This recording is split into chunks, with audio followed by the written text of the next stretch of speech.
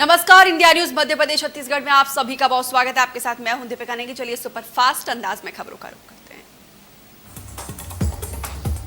प्रधानमंत्री नरेंद्र मोदी ने भीड़ भाड़ वाले स्थानों पर लोगों के कोविड-19 के नियमों का पालन नहीं करने पर चिंता जताते हुए कहा कि लापरवाही के लिए कोई जगह नहीं होनी चाहिए। एक छोटी सी गलती के दूरगामी परिणाम हो सकते हैं।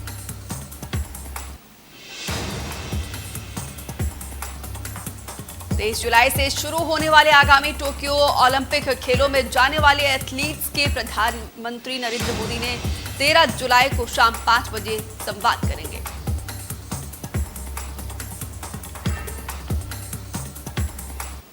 ओडिशा के मुख्यमंत्री नवीन पटनायक ने राज्य से टोक्यो जाने वाले एथलीट्स के लिए नगद पुरस्कार की घोषणा की है। पटनायक ने कहा कि जो खिलाड़ी 23 जुलाई से शुरू होने वाले आगामी ओलंपिक खेलों में पदक हासिल करेंगे वो नगद पुरस्कार के हकदार होंगे।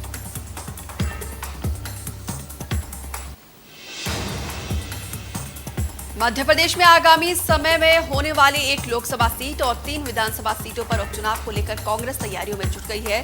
पीसीसी चीफ कमलनाथ करीब 1 महीने बाद फिर से सक्रिय हो गए हैं।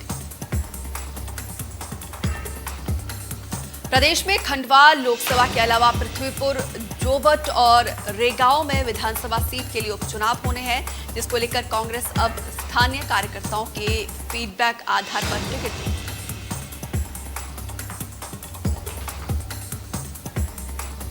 सीएम शिवराज सिंह चौहान के ऐलान के बाद स्कूल शिक्षा विभाग का आदेश, निजी स्कूल नहीं बढ़ा सकेंगे फीस। स्कूल संचालकों के आर्थिक पैकेज की मांग की गई है। 12 जुलाई से ऑनलाइन पढ़ाई बंद करने की चेतावनी।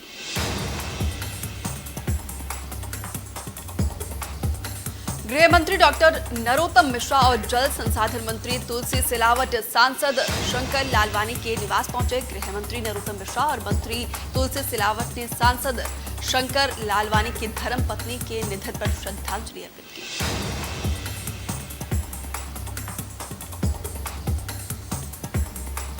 गृह मंत्री डॉक्टर नरोत्तम मिश्रा आज सुबह जल संसाधन मंत्री तुलसी सिलावट के जानकी नगर स्थित निवास पर पहुंचे। इस दौरान विधायक रमेश मेंदोला सहित अन्य जनप्रतिनिधि भी उपस्थित रहे।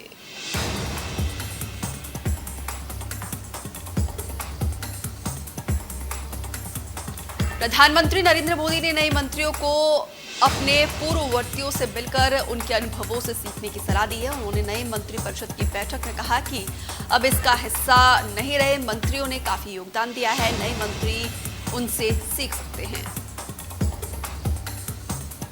प्रधानमंत्री ने मंत्रिपरिषद की बैठक में मंत्रियों को बताया कि वो स्वच्छता कार्यक्रम बनाएं और अपने स्वास्थ्य पर भी ध्यान दें। उन्होंने कहा कि वो संसद की कार्रवाई में पूरी तैयारी के साथ आए और मीडिया में अनावश्यक बयान देने से बचें।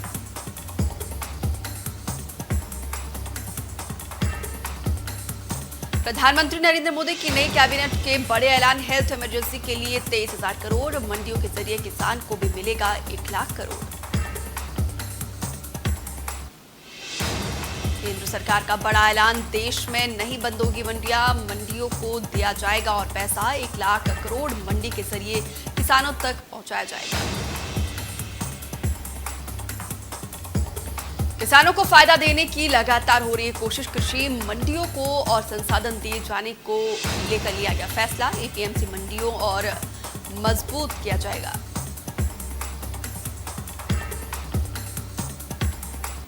मध्य प्रदेश के मुख्यमंत्री शिवराज सिंह चौहान ने केंद्र सरकार के 1 लाख करोड़ के फंड की घोषणा का सराहना करते हुए कहा कि केंद्र का ये फैसला मंडियों के सशक्तिकरण के लिए बड़ा कदम होगा। मुख्यमंत्री शिवराज सिंह चौहान ने ट्वीट करके लिखा कि प्रधानमंत्री मोदी के नेतृत्व में केंद्र सरकार ने निरंतर कृषक हितैषी फैसले लिए हैं। मंडियों के माध्यम से ये कोष प्रधानमंत्री मोदी के किसानों की आय बढ़ाने के लक्ष्य को और सुदृढ़ करेगा।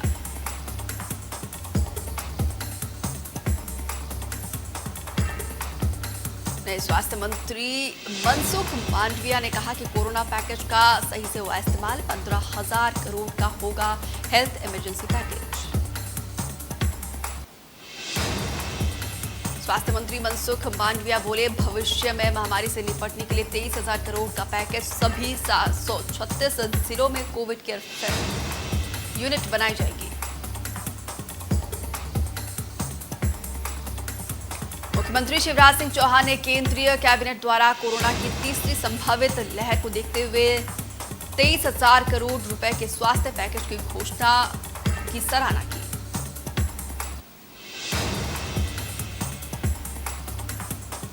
मुख्यमंत्री शिवराज सिंह चौहान ने ट्वीट कर लिखा कि भारत ने प्रधानमंत्री मोदी की अगुवाई में अपने वैश्विक महामारी के विरुद्ध पूरी ताकत से लड़ाई लड़ी है। स्वास्थ्य पैकेज की घोषणा के साथ देश महामारी से उपजी भविष्य की चुनौतियों से निपटने के लिए तैयार होगा।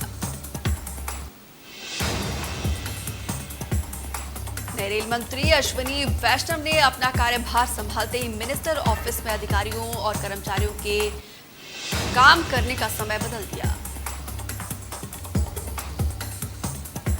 रेल मंत्री ने स्टाफ को भी शिफ्ट में काम करने का आदेश दिया। पहली शिफ्ट सुबह 7 बजे शुरू होगी और शाम को 4 बजे खत्म होगी। दूसरी शिफ्ट दोपहर 3 बजे शुरू होगी और मध्यरात्रि 12 बजे तक चलेगी।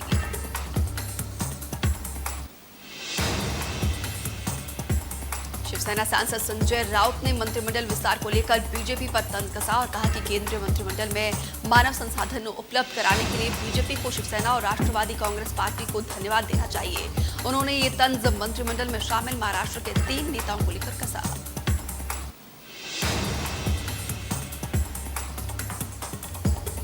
चिराग पासवान ने मुख्यमंत्री पर हमला बोलते हुए कहा कि बिहार में बहुत जल्द मध्यावधि चुनाव होगा और इसकी नींव नीतीश कुमार ने खुद डाल दी है। एलजेपी नेता चिराग पासवान ने आरोप लगाया कि बिहार के मुख्यमंत्री नीतीश कुमार ने केंद्रीय मंत्रिपरिषद में सिर्फ एक सीट के लिए समझौता कर अपनी पार्टी जेडीयू में भारी असंतोष पैदा कर दिया।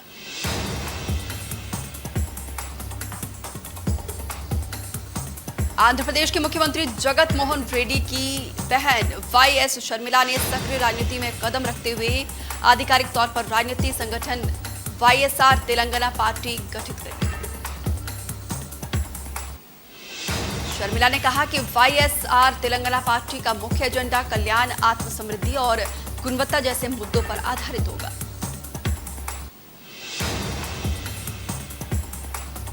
जम्मू कश्मीर के कुलगाम के रेडवानी इलाके में आतंकवादी और सुरक्षा बलों के बीच मुठभेड़, इलाके में सर्च ऑपरेशन जारी। पिछले 48 घंटों में मुठभेड़ में 7 आतंकी ढेर। जम्मू कश्मीर के सुंदरबनी में पाकिस्तान से भारत में घुसपैठ की कोशिश कर रहे 2 आतंकियों को सुरक्षा बलों ने मार गिराया। इस दौरान 2 जवान भी शहीद हो गए। आतंकियों की तरफ से फायरिंग और ग्रेनेड फेंकने के बाद सुरक्षा बलों की जवाबी कार्रवाई में 2 पाकिस्तानी आतंकी मारे गए। उनके पास से 2 AK-47 और काफी मात्रा में गोला बारूद बरामद किया गया।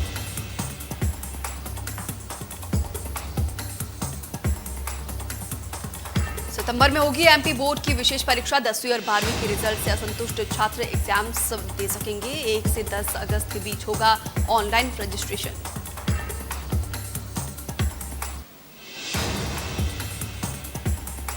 चित्रकूट में राष्ट्रीय स्वयंसेवक संघ का चिंतन शिविर आज से शुरू। संघ प्रमुख मोहन भागवत 3 दिन पहले चित्रकूट पहुंच गए। राम जन्मभूमि ट्रस्ट के अध्यक्ष चंपत राय भी गुरुवार को यहां पहुंचे।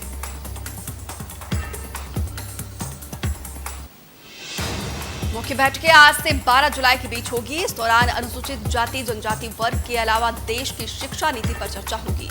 बैठक के दौरान शिविर में संघ का मुख्य एजेंडा पीओके, गिलगिट बाल्टिस्तान और अक्साई चीन होगा। चुनावों से इस बैठक का सीधे तौर पर कोई लेना देना नहीं है, लेकिन माना जा रहा है कि अगले साल होने वाले उत्तर प्रदेश सहित 5 राज्यों में चुनाव की रणनीति पर बात होगी।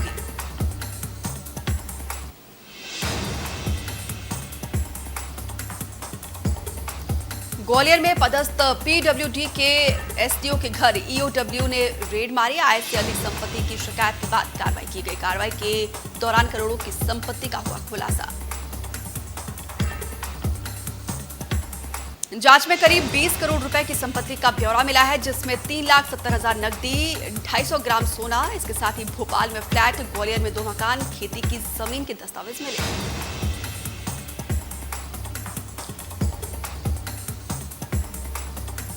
जबलपुर में क्राइम ब्रांच और पुलिस ने करौंदा के सिडाना डेयरी में छापेमार कार्रवाई की और 10 क्विंटल दाल, चावल और 80 किलो आटा जब्त किया, जो कि मवेशियों को खिलाने के लिए ले जाया जा रहा था।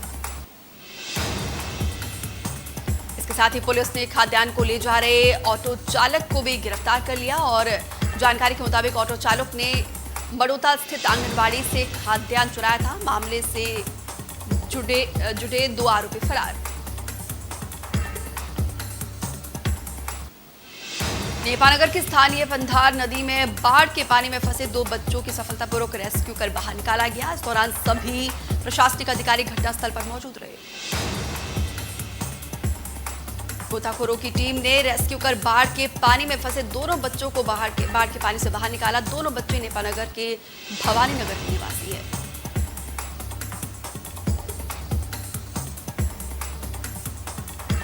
इंदौर में 7 जुलाई को बिजली की मांग 24 घंटे में 1 करोड़ 1.5 लाख यूनिट दर्ज की गई है। ये मांग पिछले साल समान दिवस की तुलना में 23% ज्यादा है। पिछले साल 7 जुलाई को 82 लाख यूनिट मांग की गई थी। अध्यक्ष नियंत्री कामेश श्रीवास्तव ने बताया कि शहर में गुणवत्तापूर्ण आपूर्ति की जा रही है। उपभोक्ताओं को जरूरी काम और मेंटेनेंस के संबंध में सूचना व्हाट्सएप, सोशल मीडिया, समाचार पत्र, एसएमएस के माध्यम से दी जाती है।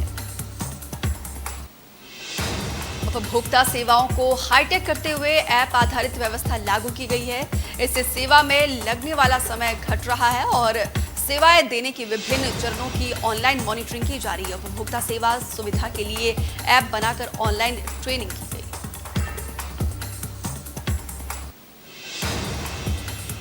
भिंड में बिजली बकाया राशि की वसूली के लिए डीपी उतारने गई बिजली विभाग की टीम के साथ ग्रामीणों ने मारपीट की और बिजली विभाग के एई और जेई के सामने लाइनमैन से मारपीट की गई। पूरा मामला लहार इलाके रावतपुरा थाना क्षेत्र के अकदेवा गांव का है।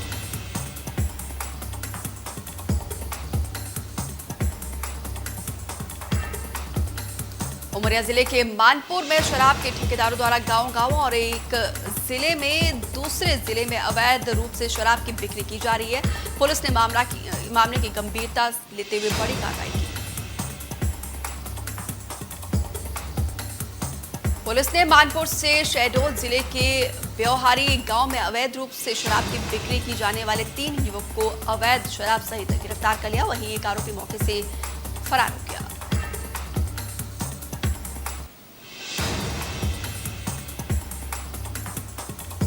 इंदौर में 71 करोड़ के एमडी ड्रग्स रैकेट मामले में पकड़ाई ड्रग्स पैडलर मजहबी की दिल्ली की एक हाई प्रोफाइल किन्नर से दोस्ती होना सामने आया है और उसके साथ मिलकर मजहबी रेव पार्टी में भी एमडी ड्रग्स सप्लाई करती थी। क्राइम ब्रांच को जानकारी मिली है कि इंदौर और मुंबई के बड़े तस्कर जो है अफगानिस्तान और म्यांमार में 2 मटेरियल भेजते थे, फिर वहां से तैयार फिनिशिंग वाली एमडी वापस बाजार में आती थी और अब पुलिस इन तस्करों की तलाश में जुटी है।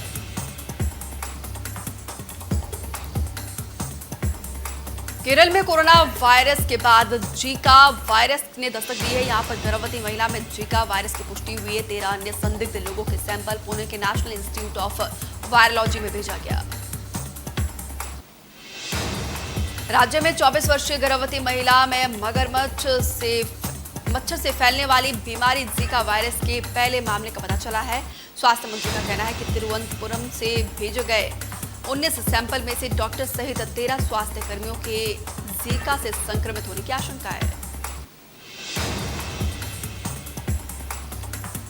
लापरवाही से बढ़ा कोरोना के डेल्टा प्लस वेरिएंट का खतरा। महाराष्ट्र, मध्य प्रदेश और ओडिशा में हर दिन 4500 यात्री पहुंच रहे बिलासपुर और यहां पर जांच की कोई सुविधा नहीं है। इन राज्यों में मिल रहे हैं नए वेरिएंट के 30 केसेस।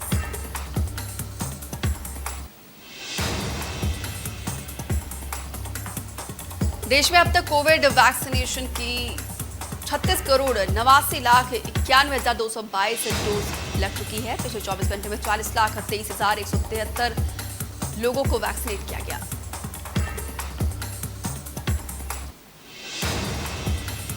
भारत में कल कोरोना वायरस के लिए 17,90,708 सैंपल टेस्ट किए गए। अब तक कुल 42,70,16,405 सैंपल टेस्ट किए जा चुके हैं।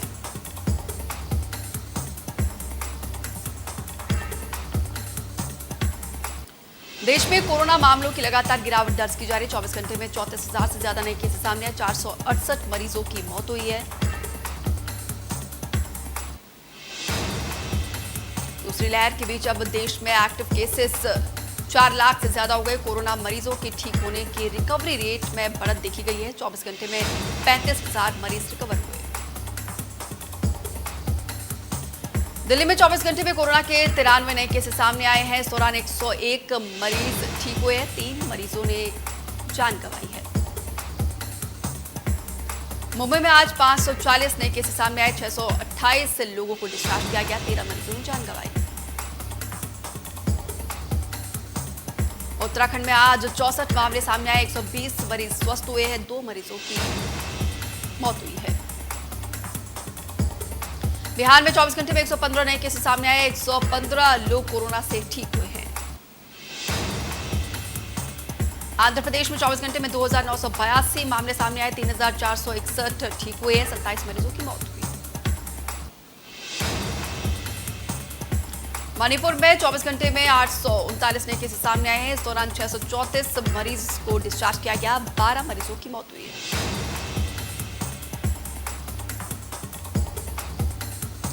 यूपी में अब होगी पॉपुलेशन कंट्रोल। यूपी सरकार लाने जा रही है नई जनसंख्या नीति 2021-30। 11 जुलाई को सीएम योगी करेंगे जारी।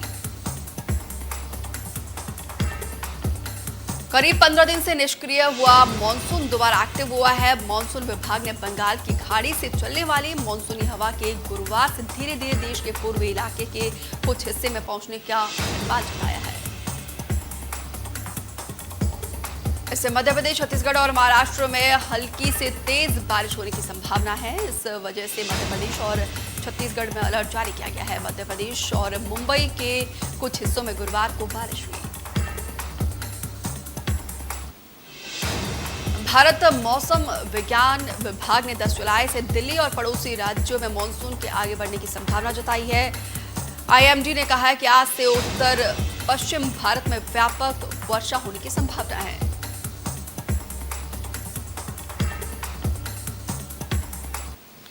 आधे से ज्यादा देश में पेट्रोल की कीमत 100 रुपए का आंकड़ा पार कर चुकी है। 2 दिन लगातार बढ़ोतरी के बाद आज पेट्रोल डीजल की कीमत स्थिर रही।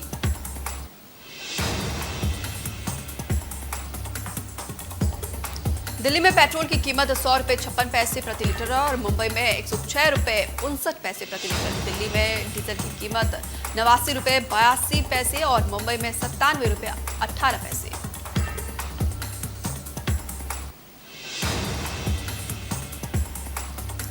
फ्रांसीसी फार्मा कंपनी स्नोफी और उसके ब्रिटिश सहकर्मी जीएसके को भारत में कोरोना वैक्सीन के तीसरे चरण की अध्ययन करने को मंजूरी दे दी गई है। भारत में कोविड वैक्सीन उम्मीदवार फार्मा दिग्गज ने गुरुवार को इसका ऐलान किया।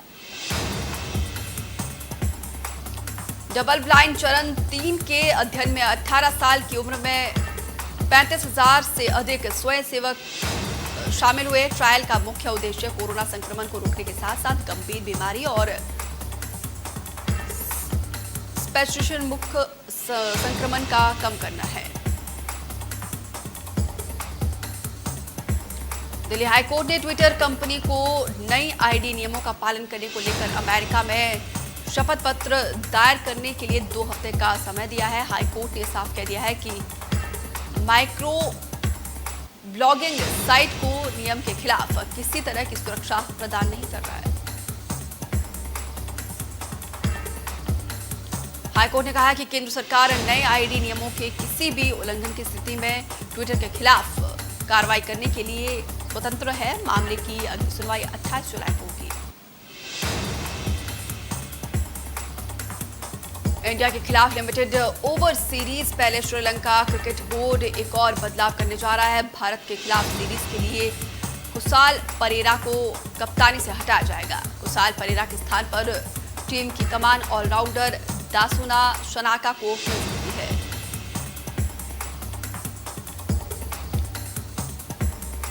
जर्मनी में दुनिया का सबसे पुराना आभूषण खोजा गया। इसे हिरन के पैरों में मौजूद नाखून से बनाया गया है। ये 51 साल पुराना है। रिसर्चर्स का दावा है कि इसका इस्तेमाल करीब 40,000 साल पहले समाप्त हुई थी प्रजाति से मिला है।